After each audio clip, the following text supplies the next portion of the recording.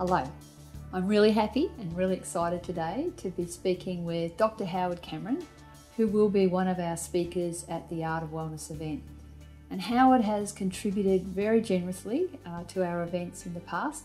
He's brought wisdom, humour, fresh ideas, and today I'm going to speak with him a little bit about, well, basically what he's contributing on the day.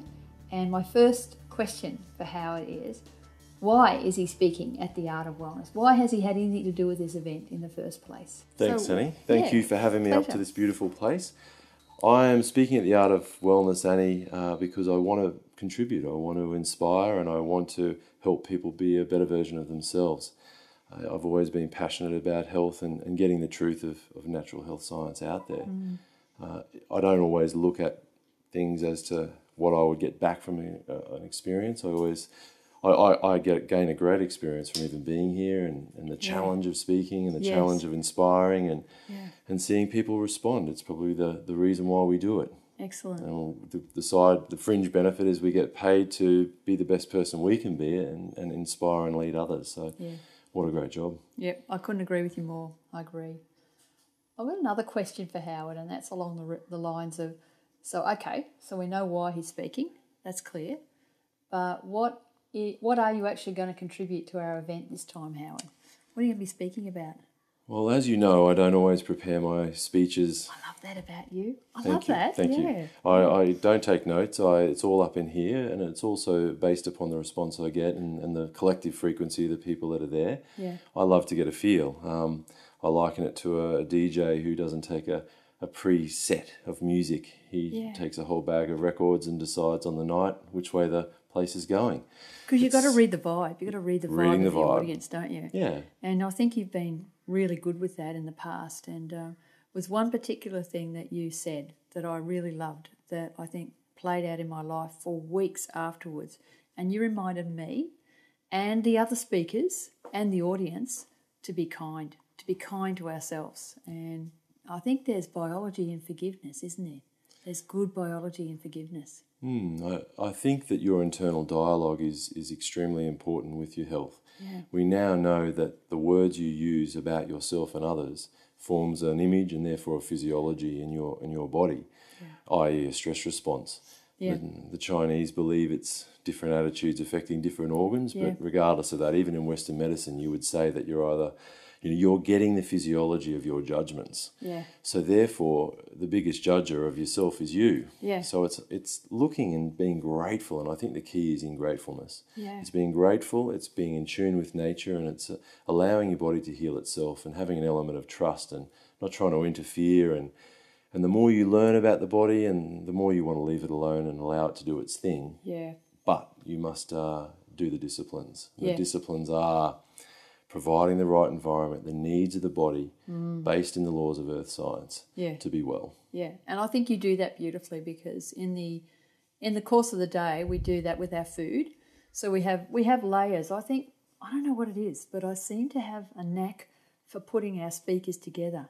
And each speaker tends to sort of roll into the next, but the message is all along the line of just that, being disciplined, being aware, and to some degree taking responsibility for what's going on, you know? I do. I think the awareness is the key. I think that's what healing is. And the only time you become aware of something is when you look within. Yeah. So if you live your whole entire life looking without, in an external point of reference and using your adrenaline, as your book will help you with, you're never going to actually look internally. So meditation and even having your eyes closed and being awake is such a powerful thing to do that we never really do. Yeah.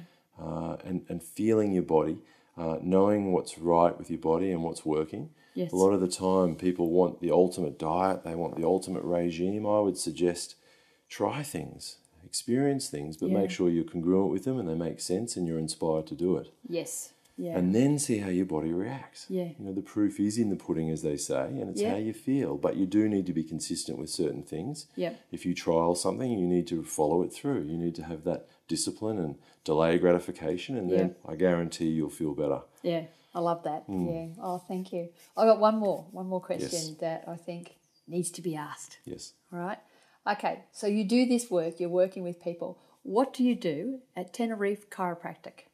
Tenerife, have I said that right? Yeah, you have, Tenerife. Yeah, it's a suburb. What do you do there?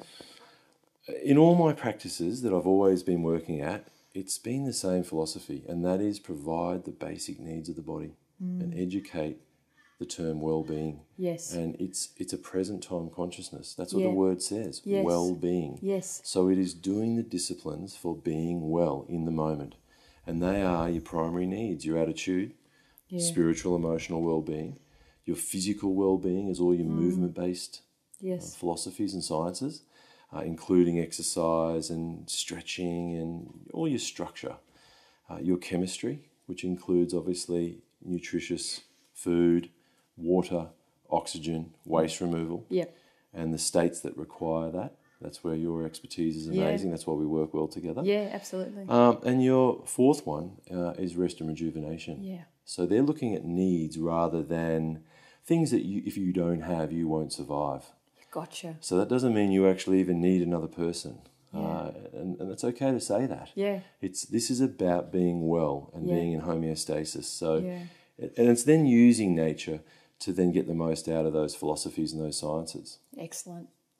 I've got on that thought, I think I noticed what you're saying is, although you are a chiropractor, very little of it comes down to actually having an adjustment. Or are you doing that? Well, no, I think the true philosophy of chiropractic is still based in a lot of different physics properties. Yes. It's a beautiful philosophy, and it still does honour the neuro-emotional component of dis-ease. Yes. So there's a beautiful philosophy that goes with chiropractic that would say go with something like a martial arts, like a Tai Chi or yoga, for example. Yeah. When you really are true to that and you are true to the principles of health, science and nature, I look out here because we're in a beautiful spot here. I'm inspired by this view. It's not hard, is it? No. But when you are true to that and you have a strength of character and a truth and a courage and conviction to tell someone that that's how it truly is. Yes. To me, that's my opinion, but it's still basing things in good the laws of natural health science. It's good opinion. You do see me practicing true chiropractic. Yeah. And I'd like to represent true chiropractic. And a lot of people say to me, oh, you're a different chiropractor than ones I've had. I like to try and think that I'm inspiring other chiropractors through education as well to be the best chiropractor they can be. Yeah. And you know what? There's a lot of people doing all sorts of amazing modalities of care. Yes. And inspiring people to be well. And the only difference between all of them is the philosophy. Yes. So you should be inspired by whatever practitioner you see. Yep. To follow that science and that philosophy and that art form. There'll always be the art form of the chiropractor, the art form. You have an art form. Yes. Darryl has an art form with what he does. Yeah. And that's what we are growing to love is the art form because that's the magic. That's the thing you'll never get too of. Exactly. And we want to try and clone stuff and we want to have a black and white regime and a recipe. I say loosen up a little bit. Yeah. Relax, I couldn't agree with you more. Get a bit more flexible. Have a laugh. Have a laugh. Don't take yourself too seriously. Yes. And live in the moment. Yeah. But still deal with your attitudes. Yeah, it's a big one. That's why we call it the art of wellness. Because with the art of wellness, we're looking at everything. We're looking at the art of eating. Yes. The art of moving, the art of thinking, the art of breathing, and the art of bringing to you, I guess, or the art of attraction, which some people like to call the law, but I believe there's even an art in learning how to attract what you want to you. So without further ado, I think that's a great introduction to what Howard's doing, and I'm really excited about this event. I think you will be too. Thank you. I've got a little friend here too. Oh, yeah, look at him. Over and out.